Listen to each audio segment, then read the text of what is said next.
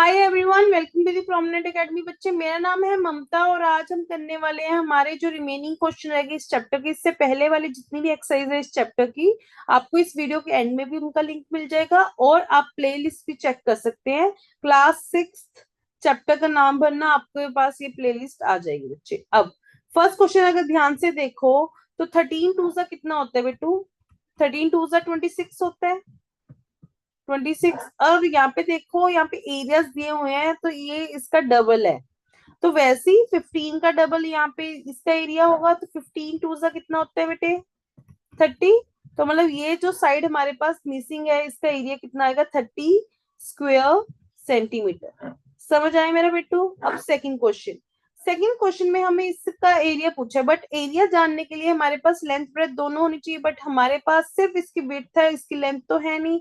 तो बेटे नीचे से सॉल्व करते चलेंगे। नीचे देखो हमें एरिया दिया हुआ है, एक साइड की हमें क्या दी हुई है? विड्थ दी हुई है, तो लेंथ फाइंड कर सकते हैं। तो एरिया किसके इक्वल होता है? L into B. एरिया कितना दिया हुआ है? 10। हमारे पास लेंथ तो फाइंड करनी है, हमने विड्थ कितनी दी हुई है? 2। 2 इस साइड मल्टीप्लाई में दूसरी साइड जाके क्या हो जाएगा बच्चों? डिवाइड हो जाएगा, जिससे मेरी लेंथ निकल आएगी कि नीचे कितनी है, वो है 5 सेंटीमीटर। तो ये कितना हो गया बच्चे? 5 सेंटीमीटर। ये पूरी लेंथ 5 सेंटीमीटर है, इसमें से 3 सेंटीमीटर इतना है। तो ये इतना कितना होगा? ये 2 होगा, क्योंकि 5 - 3, पूरी में से अगर 3 सेंटीमीटर निकाल दो तो अब ये जो ये वाली रेक्टेंगल है इसकी विड्थ आ जाएगी बच्चे। 5 - 3 कितना होता है? 2। निकल आई बच्चे। अब नेक्स्ट क्या दिया हुआ है हमें? ये इतना से एरिया, यहां से यहां तक कितना दिया हुआ है? हमें 2 दिया हुआ है। तो बाकी का फाइंड करना होगा। तो यहाँ पे भी देखो हमें एरिया दिया हुआ है और हमें विड्थ दी हुई है। तो इस साइड भी ये टोटल जो आएगी वो कितनी आ जाएगी बच्चे? ये कितनी आ जाएगी? 5। और 5 में से तो पहली मैंने इतना बता दिया कि ये इस साइड ये 2 है तो ये 2 है, तो 5 में से 2 माइनस किए तो ये इतनी साइड कितनी आएगी? 3 सेंटीमीटर। अगर ये बच्चे 3 सेंटीमीटर है, जितनी ये विड्थ है यहाँ से यहाँ तक, मैं इरेज करके बताती हूँ आपको। अगर आप ध्यान से देखो, अगर मेरी इतनी साइड 3 सेंटीमीटर है, यहाँ से लेके यहाँ तक, यहाँ से लेके यहाँ तक, तो ये साइड भी इतनी होगी 3 सेंटीमीटर। तो मेरे बेटे को ये बात देखो, लेंथ और ब्रेथ दोनों आ गई, तो मैं एरिया निकाल पाऊंगी इस एरिया का। बस यही करना था हमने। Area equals to length into breadth equals to 3 × 3। कितना आ गया बेटू? 9 स्क्वायर सेंटीमीटर। अब नेक्स्ट क्वेश्चन करेंगे। इस क्वेश्चन में भी हमने इसका एरिया निकालना है, ना हमारे पास लेंथ है ना हमारे पास विड्थ है। तो दोनों एक एक करके निकालते हैं बेटू। अब सबसे पहले अगर मैं ध्यान दूं तो यहाँ पे क्या क्या दिया हो? ये 15 है, ठीक है, मान लिया। अब मैं पहले, मेरे को ना ये जो बॉक्स है नीचे वाला, इसमें मैं अगर ध्यान से देखूं तो इसमें मेरे को एरिया भी पता है और एक साइड भी पता है। तो एक इसकी ये वाली साइड में टोटल साइड निकाल सकती हूँ। तो मेरे को बताओ 6 के साथ किसको मल्टीप्लाई करूंगी मेरा आंसर 42 आ जाए? 7। तो एक तो आप ऐसे भी कर सकते हो, अदरवाइज आप ऐसे कर सकते हो कि मैम जो सेंटर में, जैसे इसको ए बॉक्स मान लो, इसको बी बॉक्स, इसको सी। तो एरिया ऑफ बॉक्स बी छोटा सा साइड में लिख लो कि आपको पता हो कि आप कौन सा क्वेश्चन सोल्व कर रहे हो। तो ये 42 है। मेरे को लेंथ कितनी दी है? 6। विड्थ हमने फाइंड करनी है। तो अब 42 डिवाइड बाई 6 करोगे तो विड्थ कितनी आ गई बच्चे? 7 सेंटीमीटर। तो ये सारी 7 सेंटीमीटर है, बट हमें तो सिर्फ यहाँ तक चाहिए। तो ये पूरी 7 में से 3 माइनस कर दूं तो ये कितना आ जाएगा बेटे? 4 सेंटीमीटर आ जाएगी इतनी विड्थ। यस और नो? अब मेरी रहेगी सिर्फ ये लेंथ। वो फाइंड करने के लिए अब क्या करना होगा? हमें नीचे वाला भी सोल्व करना पड़ेगा। देखो ये 5 सेंटीमीटर, ये वहां यहाँ से लेके यहाँ तक 7 सेंटीमीटर है, तो ये यहाँ से भी यहाँ तक 7 सेंटीमीटर होगा। तो मेरे को बताओ, एक साइड की मेरे पास लेंथ था कि 7 + 5 कितना होता है? 12। उसको सोल्व करेंगे। ये मैं एरिया सी का निकाल रहे हैं, लेंथ इंटू ब्रेथ कितना दिया? ये 60। लेंथ हमने अभी फाइंड किया 7 + 5। 7 + 5 कितना होता है? 12। तो यहाँ पे 12 लग गया। तो यहाँ पे विड्थ 12, इसके साथ मल्टीप्लाई में दूसरी साइड जाके बच्चे क्या हो जाएगा? डिवाइड। कटिंग करोगे ये 1 पे, ये 5 पे, तो मेरी ये विड्थ इतनी कितनी आ गई? ये 5। अब मेरी बात सुनो, यहाँ से यहाँ तक ये 5 है, यहाँ से यहाँ तक जो सेकंड बॉक्स के ये 6 है। अगर टोटल विड्थ भी हमें बताई हुई है सारे की कितनी है? 15। तो 15 में से इन दोनों का जो सम आएगा उसको अगर मैं माइनस कर दूं तो इतनी विड्थ निकल आएगी। सिंपली वही करेंगे। तो 15 माइनस जो हमारे पास है 6 + 5, क्या आएगा 15 - 11, इनको माइनस करोगे तो 4, तो मतलब ये साइड कितनी आ गई मेरे पास 4 सेंटीमीटर। अब इसका एरिया पूछा है तो आप क्या लिखोगे, area equals to length into breadth, मतलब आप क्या करोगे, ये भी 4 है ये भी 4 आई है, तो 4 × 4 कितना होता है 16 स्क्वेयर सेंटीमीटर। आ गया बेटू आंसर। समझ आई बच्चे बात, इजी है, थोड़ा सा समझ के करोगे तो सारे आंसर हो ही जाते हैं। अब जैसे इस केस में है, मेरे को पता है ये छोटे वाले की साइड भी दी हुई है, एरिया भी दिया, तो दूसरी साइड में निकाल सकती हूँ। पहले वही करेंगे हम।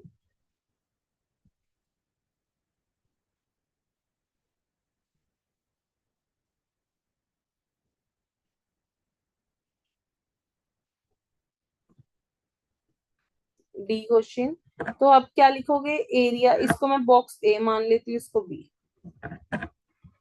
Area of rectangle A equals to L into B. Area कितना दिया हुआ बच्चे 18, हमारे पास लेंथ तो हमने फाइंड करने, विड्थ कितनी दी हुई है 5, 5 इस साइड मल्टीप्लाई में दूसरी साइड जगह क्या हो जाएगा बच्चों, डिवाइड, डिवाइड करके देखो ये 5 लिखा है मैंने, ये 5 पे पॉइंट में आंसर आएगा, पहले तो 3 पे चला आएगा फिर 0.6, 3.6 मेरा आंसर आ जाएगा जब आप डिवाइड करके देखोगे। मतलब मेरी इतनी साइड कितनी आ गई है 3.6। अब बच्चे ऊपर 4 सेंटीमीटर ये है, नीचे 3.6 ही है, तो ओवरऑल लेंथ कितनी आएगी, इन दोनों को प्लस करके 7.6 आ जाएगी बच्चे। अब मेरे को इसका एरिया दिया है, इसकी विड्थ पूछी है, तो सिंपली ये तो हो ही जाएगा, area of rectangle B length into breadth, कितना दिया है एरिया इन्होंने 38, लेंथ कितनी हमने फाइंड किया अभी 7.6, और बी हमारा यहाँ पे आ गया। अब 76 इस साइड मल्टीप्लाई में था और इस साइड जाके डिवाइड हो गया, ये पॉइंट हटाया तो यहाँ पे 0 इंक्रीज हो जाएगा, यहाँ पे बी आ गया। पहले 2 के टेबल पे करूंगी मैं, तो आंसर आ जाएगा यहाँ पे 38, और इसको करूंगी तो ये आएगा 190। अगर आप ध्यान से देखो तो 19 2 जा 18 होता है, तो यहाँ पे ये 10 आ जाएगा और यहाँ पे 2, ये 1 आ जाएगा, फिर यहाँ पे 5, तो मेरी विड्थ कितनी आ गई बच्चे 5 सेंटीमीटर। इससे आपके ये सारे क्वेश्चन कंप्लीट हो गए। अब आगे हमारे इस चैप्टर के लास्ट एक्सरसाइज के कुछ क्वेश्चंस, बस वो फाइनल एंड अप करेंगे, और जो अभी आपने सारा सीखा है उसमें से ही सारे क्वेश्चंस आएंगे, बहुत ही इजी है, एक बार खुद ट्राई करो, फिर ये वीडियो चला के देखोगे कि वो जो मेथड आप यूज कर रहे हो, जैसे आप कर रहे हो, क्या आपके आंसर, आपका मेथड बिल्कुल सही जा रहा है कि नहीं।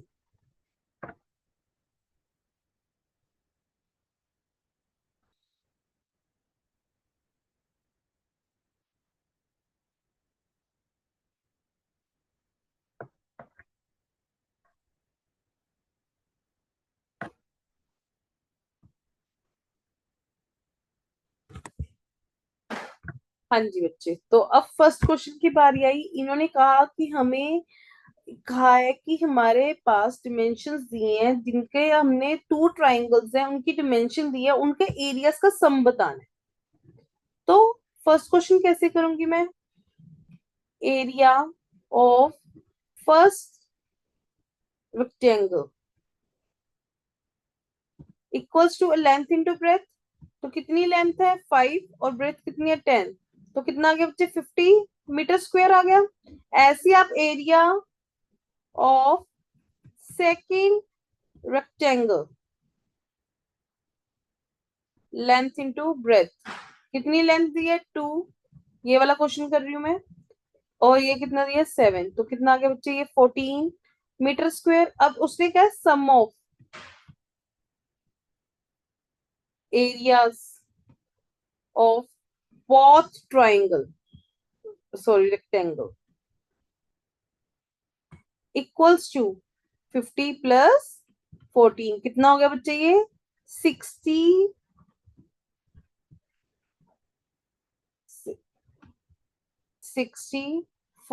Metre square. इससे हमारा फर्स्ट आंसर हो गया। अब आ गई सेकंड क्वेश्चन की बारी, इन्होंने एरिया कहा है कि एरिया ऑफ रेक्टेंगुलर गार्डन जो इतना लॉन्ग है उसका एरिया ये दिया हुआ है, हमसे विड्थ पूछी है, तो आप लिखोगे area of garden equals to length into breadth, area कितना दिया है बच्चे इन्होंने 1000। बाई चांस आपको ये नहीं समझ आता कि एरिया कैसे पता लगेगा कि एरिया दिया कि लेंथ दिया है, बच्चे लेंथ सिंपली मीटर्स में होगी, जब एरिया की बात होगी तो वहां पे क्या लिखा होगा, स्क्वायर मीटर। इससे आपको पता लग जाएगा कि ये एरिया दिया हुआ है। तो यहाँ पे 1000 आ गया, लॉन्ग मतलब लेंथ दी हुई है, ये कितना आ गया 50। हमसे विड्थ पूछे, हम वी लिख देते हैं। ये मल्टीप्लाई में दूसरी साइड जाके क्या हो जाएगा बच्चे, डिवाइड, जीरो के साथ जीरो चली गई, और 5 1 जा 5, 5 2 जा 10, और साथ में जीरो, तो ये साथ में जीरो लगी, तो मेरे पास जो मेरी विड्थ है वो कितनी आ गई, 20 मीटर। यहाँ पे ध्यान देना है कि यहाँ पे मीटर में वैल्यू दी है कि सेंटीमीटर में, उसी अकॉर्डिंग आपका आंसर आना चाहिए। थर्ड क्वेश्चन की टर्न आई। अब इन्होंने कहा कि एक रूम का फ्लोर इतना लॉन्ग और इतना विड्थ है, तो यहाँ पे आपने एक स्क्वायर कारपेट लगाया है। पहले क्या हुआ, एक हमारे पास रेक्टेंगल शेप का एक फ्लोर है एक रूम का, जो कि 5 मीटर, सॉरी 5 मीटर लॉन्ग इस साइड हुआ, ये 5 मीटर लॉन्ग इस साइड है, और 4 मीटर वाइड है इस तरीके से। अब हमसे कहा है कि वहां पे एक कारपेट बिछाया है, कारपेट किस फॉर्म में, स्क्वायर की फॉर्म में, और एक साइड कितनी है इसकी, 3 मीटर। ठीक है, हमसे पूछा है वो एरिया बताओ जहाँ पे कारपेट नहीं है। कारपेट नहीं है होने वाला एरिया कौन सा होगा बच्चे, जो ये वाला है, ये सारा एरिया निकालना है हमें। तो आप क्या करोगे, area of rectangle minus area of square करोगे बच्चे। पहले मैं एरिया ऑफ रेक्टेंगल फाइंड कर लूं, एरिया ऑफ रेक्टेंगल कितना आएगा मेरा बिट्टू, लेंथ इंटू ब्रेथ, मतलब कि 5 × 4 कितना आ गया, 20। क्या किसमें है ये वैल्यू, मीटर में, तो 20 मीटर स्क्वायर। अब एरिया ऑफ स्क्वायर क्या फॉर्मूला होता है, हाँ जी, 4 × साइड, और साइड कितनी दी है हमें, 3 मीटर। तो क्या आंसर आ गया मेरा बेटा, 12 मीटर स्क्वायर। अब हमसे बट पूछा तो हमसे ये है एरिया, ये आप एज इट इज लिख सकते हो, area that is not carpeted, that is not carpeted. तो क्या करोगे आप, area of rectangle minus area of square, तो आएगा 20 - 12, कितना आ गया बेटे, 8 metre square. Got it. Next question, इन्होंने अब कहा, कहते हैं इस क्वेश्चन में बच्चे ये डायग्राम बनानी बहुत जरूरी है। अगर आप डायग्राम बना दोगे ना, आपके टीचर को क्लियर हो जाएगा कि बच्चे को समझ आ गया कि इस क्वेश्चन में करना क्या है। ये डायग्राम, ये हर चीज की डिटेलिंग आपको मार्क्स, ग्रेस मार्क्स से देने में हेल्प करेगी बच्चे। अब जैसे फोर्थ क्वेश्चन में इन्होंने कहा, कहते हैं एक फ्लावर, 4 फ्लावर बेड्स है, एक रेक्टेंगुलर शेप में, हमारा एक क्या है, इन्होंने क्या कहा कि एक गार्डन है जिसकी जो लेंथ है वो है 15 मीटर, और जो विड्थ है वो कितनी है, 12 मीटर। ठीक है, उसमें कहते कहते 4 फ्लावर बेड्स बने हुए हैं 4 कोनों में, ये ऐसे बने हुए हैं। ठीक है, और उनका जो शेप है, उनकी भी लेंथ और विड्थ दी है कि ये 2 मीटर लॉन्ग है और 1 मीटर वाइड है। सारे ऐसे ही किए हुए हैं, सभी चारों के चारों, ये 2 मीटर, ये 1 मीटर, ये 1 मीटर, ये 2 मीटर, ये 2 मीटर, और ये 1 मीटर। ठीक है, उसके बाद इन्होंने कहा, कहते कितना एरिया अवेलेबल है अगर आप ले डाउन करना चाहते हो उस लोन में। मतलब आपसे कौन सा एरिया पूछा गया बेटू, ये वाला एरिया पूछा है, जो ये बाकी का, जो इनके फ्लावरिंग वाले एरिया से छोड़ के बाकी का एरिया है। चलो बेटे करें फिर इसको सॉल्व। तो आप क्या करोगे, area of rectangle minus area of 4 small rectangular flower beds. तो पहले, सबसे पहले हम क्या करेंगे, एरिया ऑफ गार्डन फाइंड कर ले, क्योंकि वो तो इजी है, जल्दी फाइंड हो जाएगा।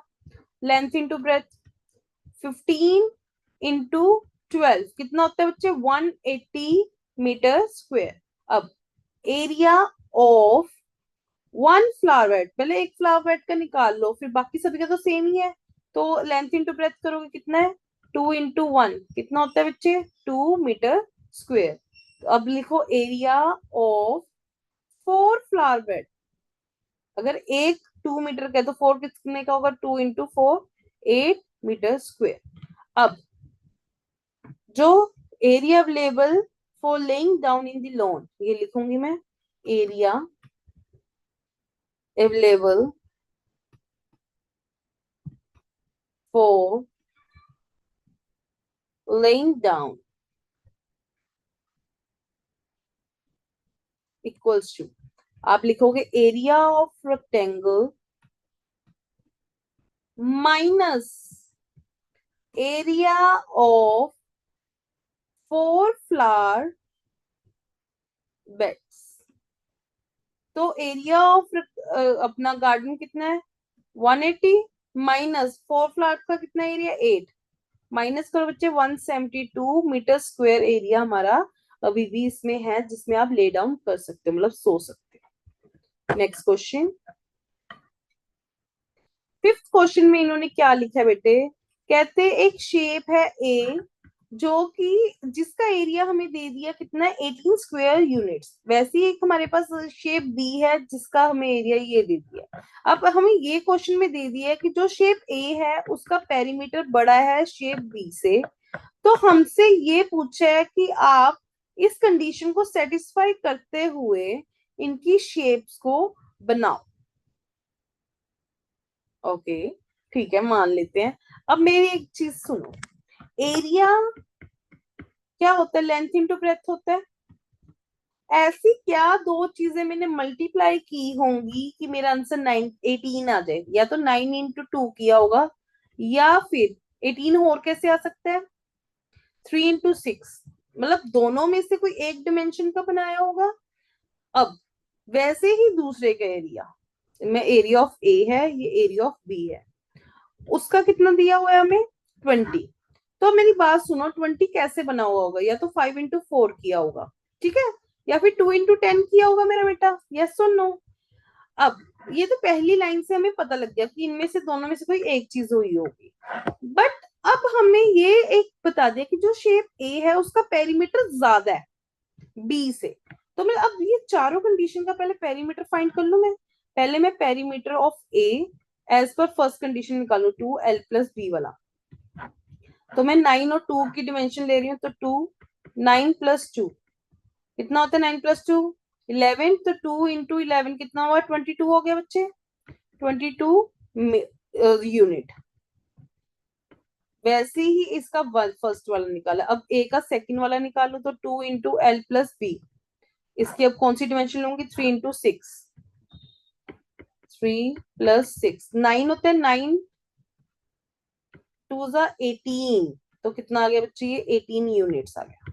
ए की तो ये डिमेंशन आई हैं। अब मैं बी की निकाल के देखती हूँ, B1 मैं ये वाली कंडीशन निकाल रही हूँ, 2l + b, मतलब कि 2, 5 + 4 कितना होता है, 9, 9 + 2 कितना होता है, 18।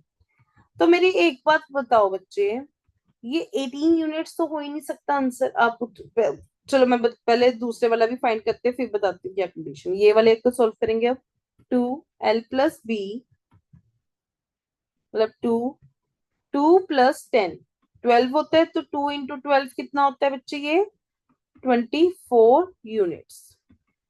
पहली बात हमें ये बताया कि शेप ए का पेरीमीटर ज्यादा है बी से, तो ये वाली कंडीशन मैं मार्क कर देती हूँ कल पेन से। तो ये वाली कंडीशन तो बेटे किसी भी हालत में हो नहीं सकती, यस और नो। अब ए का पेरीमीटर ज्यादा है बी से, तो सेम पेरीमीटर भी नहीं हो सकता, तो ये कंडीशन भी नहीं हो सकती। मतलब कि अब रेक्टेंगल कौन से डिमेंशन की बनेगी, एक तो 9 + 2 वाली, और एक बनेगी कौन सी, 5 + 4 वाली। समझ आया कि नहीं। अब इनको बना के भी देख लेते हैं बेटे। जब मैम इतनी बात होगी तो आप लिखोगे, एक रेक्टेंगल ऐसे बनाओगे, थोड़ी सी बड़ी बना दो, क्योंकि एक साइड 2 सेंटीमीटर बना रहे हो, फिर 9 सेंटीमीटर की इतनी बड़ी ऐसे लगा लो। तो आप लिख दोगे कि यहाँ पे आएगा 9 यूनिट, क्योंकि यूनिट्स में आंसर है, और यहाँ पे होगा इसका 2 यूनिट। ऐसी दूसरे वाले की डायग्राम बनेगी 5 और 4 वाली, तो उसकी बनाओगे आप ऐसे, इनको लिख दो, ये 4 यूनिट है और ये कितना है, 5 यूनिट। समझ आया बच्चे आपने कैसे फाइंड करना है? आपने पहले ये फाइंड कर लिया कि ये 18 या फिर 20 ये किसके इसके फैक्टर्स क्या है, किन किन को मल्टीप्लाई करके ये बनता है, और फिर सारा क्वेश्चन हो गया। अब बारी आई बच्चे 6 क्वेश्चन की। कहते on a page in your book, कहते एक पेज आपकी बुक में, आपकी आपने क्या करना है, जैसे कोई पेजेस है, बाउंड्री बनती है बच्चे साइड्स में, ऐसे आपने बाउंड्री बनानी है। कंडीशन क्या क्या कहते हैं, टॉप और बॉटम से तो आपने 1 सेंटीमीटर छोड़ देना है, वही साइड से आपने 1.5 सेंटीमीटर छोड़ देना है। अब हमसे कहा है कि उसका पेरीमीटर फाइंड करो, तो बेटू कैसे करेंगे करके देखते हैं। आप अपने पेज का भी कर सकते हो, अदरवाइज मैं अगर बात करूं, जैसे नॉर्मली मैं एक सिचुएशन ले लूं कि ये मेरा बुक का पेज है, मैं डिमेंशंस ले लेती हूँ उनके। सपोज करो मैं इस साइड को ले लेती हूँ 20 सेंटीमीटर, और इस साइड को मैं ले लेती हूँ 12 सेंटीमीटर। ले लिया। अब ऊपर और नीचे से उसने 1 1 सेंटीमीटर छोड़ने को कहा है। यहाँ से कितना छोड़ना है, 1 सेंटीमीटर। यहाँ से भी कितना छोड़ना है उसने कहा है, 1 सेंटीमीटर। और साइड से कितना छोड़ना है, 1.5 सेंटीमीटर। तो यहाँ से भी कितना छोड़ेंगे बच्चे, 1.5 सेंटीमीटर। तो यहाँ से जब मैं जोड़ूंगी तो अब मतलब इसकी बाउंड्री ऐसे बनेगी, यस और नो। बट अब हमसे क्वेश्चन में पूछा क्या है, हमें पेरीमीटर ऑफ जो ये बॉर्डर बनाया है इसका पेरीमीटर फाइंड करना है। बच्चे मेरे को बाहर वाली रेक्टेंगल के डिमेंशंस पता है, अंदर वाली के नहीं पता, बट हम फाइंड कर सकते हैं, बिल्कुल कर सकते हैं। चलो करें। पहले मैं सिर्फ लेंथ फाइंड करूंगी, फिर मैं विड्थ, पहले ये फाइंड करेंगे, फिर ये साइड फाइंड करेंगे। अब जब मैं बात करूं लेंथ की, तो पूरी लेंथ कितनी है, 20 सेंटीमीटर। 1 सेंटीमीटर ऊपर से माइनस कर दो तो अब कितनी बचेगी, 19। और 1 सेंटीमीटर नीचे से माइनस कर दो, कितनी बची, 18 सेंटीमीटर। मैं इसको ए बी सी भी मेंशन कर सकती हूँ, या फिर मैं ऐसे भी कह सकती हूँ, लेंथ इक्वल्स टू 20 - 2। 2 क्यू 1 + 1 2 हो गया, तो कितना आ गया ये 18 सेंटीमीटर। वही जो मैं विड्थ की बात करूं, तो यहां से लेके यहां तक ये 12 सेंटीमीटर है, इसमें से हाफ, 1.5 ये क्या, 1.5 ये गया, 1.5 +1.5 कितना होता है, ये 3 सेंटीमीटर, मतलब ओवरऑल 3 सेंटीमीटर क्या दोनों साइड को मिला के। तो मैं क्या करूंगी, 12 - 3 कितना होता है बच्चे, 9 सेंटीमीटर। अब हमसे इसका बॉर्डर का पेरीमीटर पूछा है, तो पेरीमीटर इक्वल्स टू कितना होता है, 2l + b, मतलब कि 9 + 18 कितना होता है बेटे, ये 2 + 9 + 18 27। इसको फर्दर सॉल्व करोगे तो आंसर आएगा 54 सेंटीमीटर। मतलब कि अंदर वाले का जो बॉर्डर है वो कितना आएगा, 54 सेंटीमीटर। इजी। Next question. अब 7th क्वेश्चन में इन्होंने कहा, कहते एक रेक्टेंगल बनाओ जिसका जो साइज है आप लोगे 12 यूनिट और 8 यूनिट, ठीक है जी। कहते वैसे ही उसके अंदर एक रेक्टेंगल 4 बनाओ, उसमें आपने ये कंडीशन देखनी है कि पहली तो वो एक तो आउटर रेक्टेंगल को टच ना करे, दूसरा एग्जैक्टली उसके एरिया के हाफ हो। सबसे पहले तो मतलब मेरे को एरिया ही फाइंड करना पड़ेगा, तभी मेरे को पता लगेगा ना कितना हाफ होना चाहिए। चलो देखें, जैसे आपने ये 5th क्वेश्चन नहीं किया, एग्जैक्टली ये क्वेश्चन भी वैसे ही होगा। मैं ये सारा ही रेस कर देती हूँ, हमारे लास्ट 2 क्वेश्चन रह गए।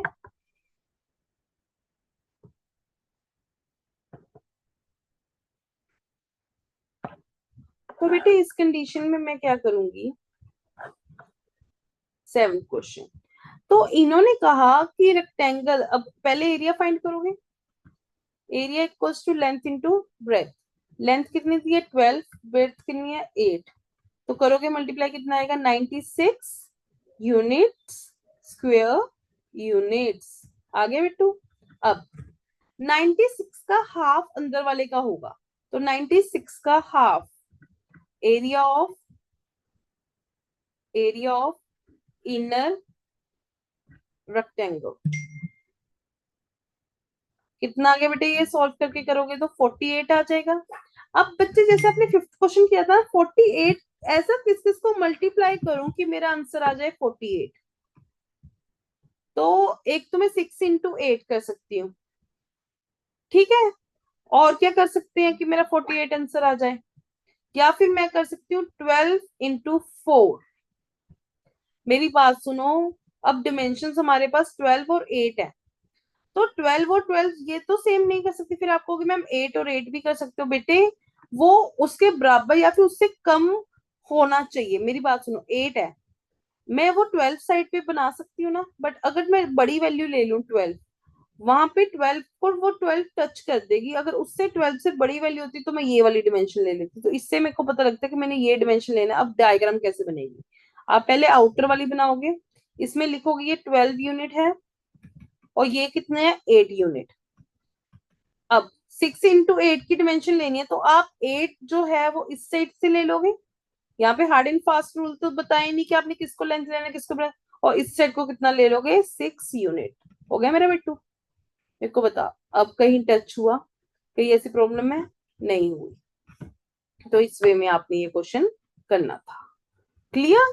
अब बात आई लास्ट क्वेश्चन की। अब इन्होंने कहा, कहते एक स्क्वायर पीस लो पेपर का, ठीक है, उसको फोल्ड करो हाफ में, देन उसको कट कर दो 2 ट्राइंगल्स में, रिगार्डलेस उसका क्या साइज है स्क्वायर का, आप बताओ कौन सी स्टेटमेंट ट्रू होगी। कहते हैं कि क्या होगी। अब एक पेपर लूंगी मैं, आपके पास नोटबुक का पेज है ना, उसको इन्होंने कहा कि फोल्ड कर दो, मतलब ये साइड जाके इसमें फोल्ड कर दो, एक के ऊपर ऐसे कर दो, ये ले दूसरा, ठीक है। अब इसको बीच में से ये काट दो, तो मेरे पास 2 रेक्टेंगल्स निकल के आ गई। अब क्या कंडीशन की है, फर्स्ट कहते हैं जो एरिया होगा दोनों का, ईच का, वो एरिया ऑफ स्क्वायर से बड़ा होगा। जब एक बड़े स्क्वायर से मेरा एक रेक्टेंगल बना है, क्या वो उसके इक्वल हो सकता है, कभी नहीं। तो ये स्टेटमेंट क्या होगी, रॉन्ग। फिर उन्होंने कहा, कहते जो मेरा पेरीमीटर है स्क्वायर का, पेरीमीटर मतलब जो इसका एरिया जो पेरीमीटर है, क्या कहते हैं कि वो मेरे दोनों को मिला के उनसे हमेशा ज्यादा होगा। नहीं बच्चे, अगर आप ध्यान से देखो, अगर चरण और शरण वाली जो पीछे आपने डायग्राम वाला क्वेश्चन किया था, उसमें एरिया सेम होने के बावजूद पेरीमीटर में डिफरेंस था। तो इस कंडीशन में अगर मैं दोनों डायग्राम्स को भी मिला लूं, तो ये जरूरी नहीं है कि मेरा जो स्क्वायर है उसका पेरीमीटर क्या होगा, ज्यादा होगा। थर्ड कंडीशन, अब इन्होंने कहा जो पेरीमीटर है अगर दोनों रेक्टेंगल्स का मिला दूं, तो वो हमेशा थर्ड फोर्थ टाइम होगा पेरीमीटर ऑफ स्क्वायर। देखो बच्चे, आपको ज्यादा कैलकुलेशन जाने में की जरूरत नहीं है, आप एक बहुत छोटे बच्चे हो कि आप इतनी डीप कैलकुलेशन में जाओ मत।